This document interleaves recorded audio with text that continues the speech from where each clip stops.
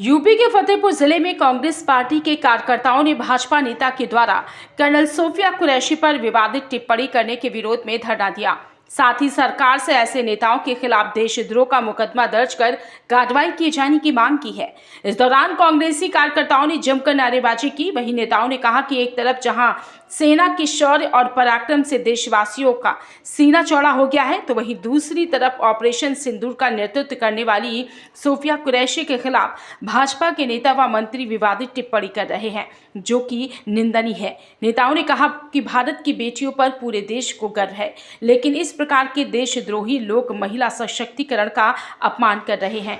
वहीं कार्यकर्ताओं ने मांग की है कि सरकार ऐसे लोगों पर देशद्रोह का मुकदमा दर्ज कर सख्त कार्रवाई करे।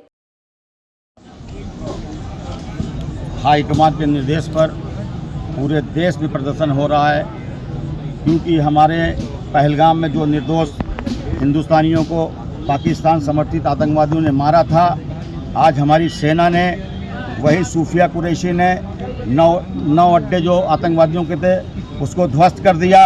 आज हमारे देश के अंदर जिस तरह से विजय शाह ने उनको आतंकवादी की बहन कहा है, ये निंदनीय है। और हम लोग ये कहना चाहते हैं कि अगर भाजपा के लोग या भाजपा सरकार या मोदी सरकार बनती है तो उनको तत्काल बर्खास्त करे और देशद्रोह का मुकदमा दर्ज करे उन लोगों के ऊपर और विजय शाह को गिरफ्तार करे।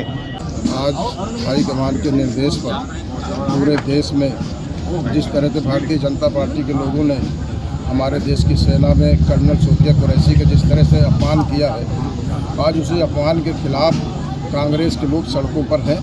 जो अपमान उन्होंने किया है, ये पूरा देश जानता है कि अगर सोफिया कुरैशी का जो रोल इस जो 9 अड्डे आतंकवादी शिविरों के बर्बाद हुए, उसमें मेन रोल सोफिया कुरैशी का ही था।